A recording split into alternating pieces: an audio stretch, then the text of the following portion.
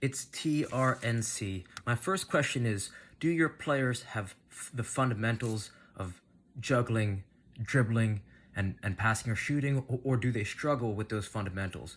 Because my intuition says that since you're quite a novice coach, and no offense to you, but if they let someone who hasn't, I mean, right, you said you barely know the rules of the game, so I'm gonna guess that they're of younger age and that their fundamental ball skills are poor, and that's fine, right? That's okay. We can work with that.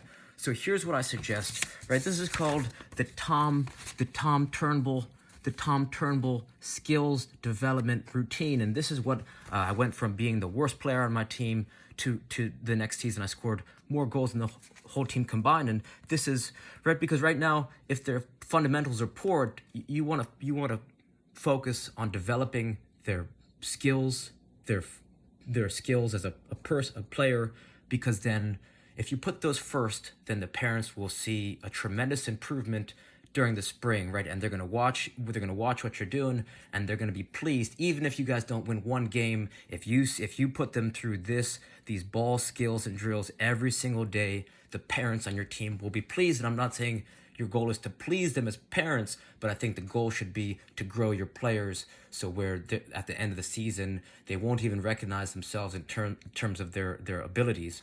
Okay, so it looks like this. I want you to Google, just pick, or you could search Real Madrid warm-up, or you could search, you search any pro team, their warm-up, and I'm not saying these kids gotta warm up like professionals, but it's good to have an idea of what high-class players are doing in terms of warm-up.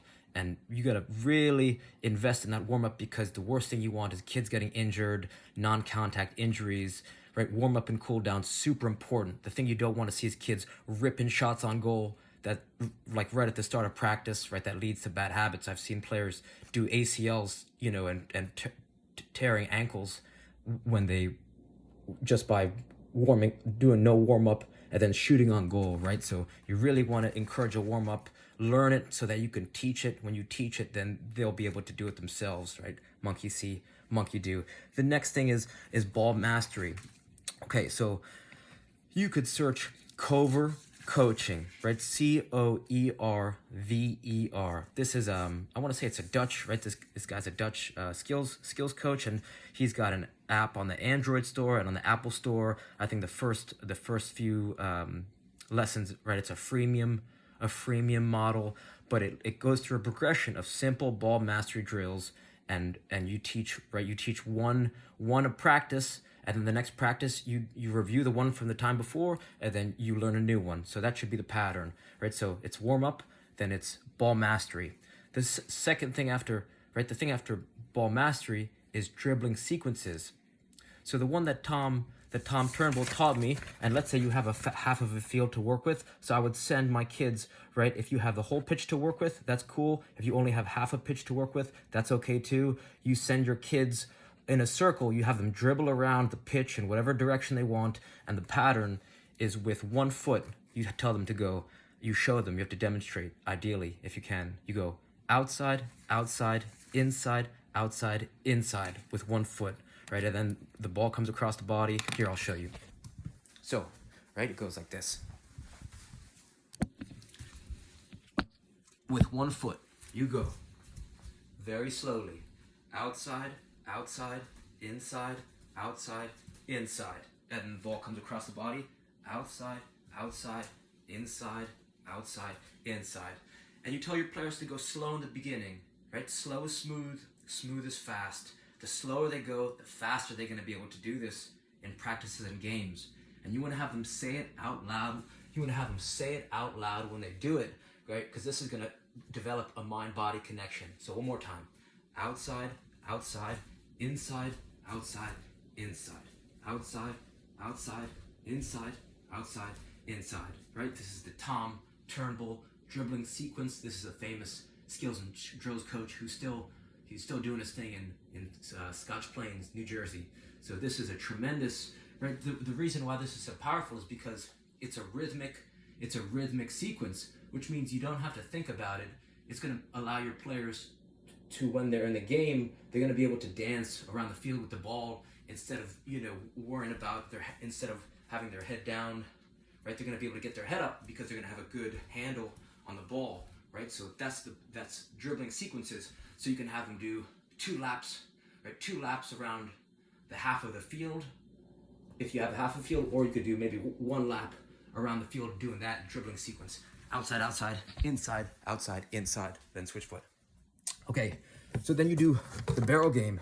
But the next part is the barrel game. And if you have access to the whole field, what you can do is you put a garbage can or just a little bucket, right? You could get at your local hardware store, you put a little bucket in the center circle, and I don't have a good circle around the center circle, but basically you have your whole team line up with balls in their hands on that natural line that the center circle makes.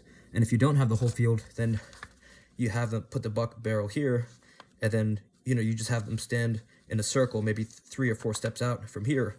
And if they're not that great at juggling, you want to tell them, okay, you tell them with your right foot, with a bounce, juggle the ball into the barrel. And it helps if you can do this, because kids, they're geniuses, right? They can emulate, they can copy, right? They copy what you say and do rapidly. So you want to be able to juggle from 3 steps away. You go kick, bounce, kick, in. Or if they're very ripe beginners, 2 steps away, kick, bounce, kick in. And then you do the left foot, right? So left foot, kick, bounce, right from here, kick, bounce, kick in.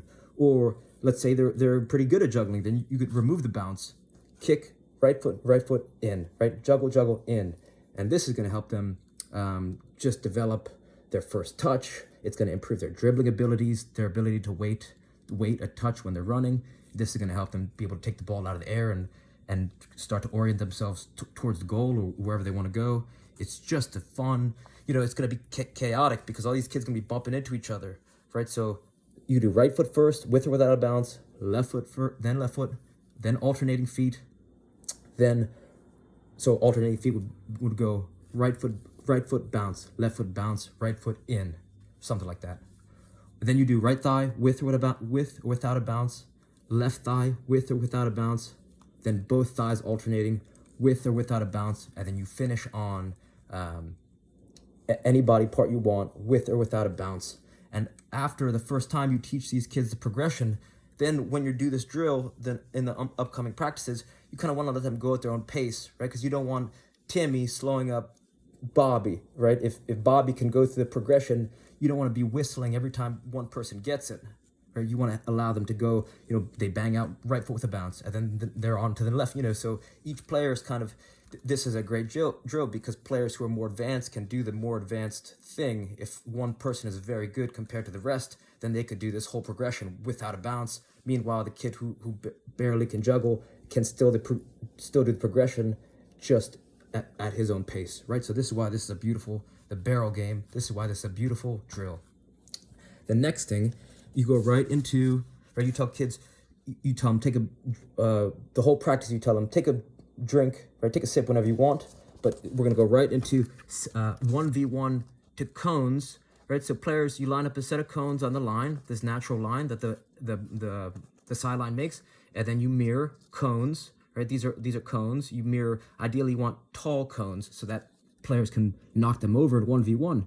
And all it is, for 5 minutes, players, they try to knock each other's cones over. And this helps to develop shielding. This helps defending and attacking 1v1. So this is the game that you finish on so that, spirits are high and this is a fun, it should be fun. And then you, maybe after 5 minutes, you have them switch to a different partner, 5 more minutes switch, and then that's a session, right? Cool down, done, right? So if you ran that back every single practice session for the whole year, you're going to see them just grow as players, because the games mean little if their skills are poor, right? It's like you got to teach them how to become like, and then if you say, you see this video and you say, Andrew, my players have the fundamentals down, then I'll make another video for you. And then you might want to do the Doug Nevins practice routine next, because you gotta master this one first before you graduate to kind of team play and optimizing your practices to be to be lethal on the field during gameplay. but start with that. In terms of substitution, if they're, right, I'm assuming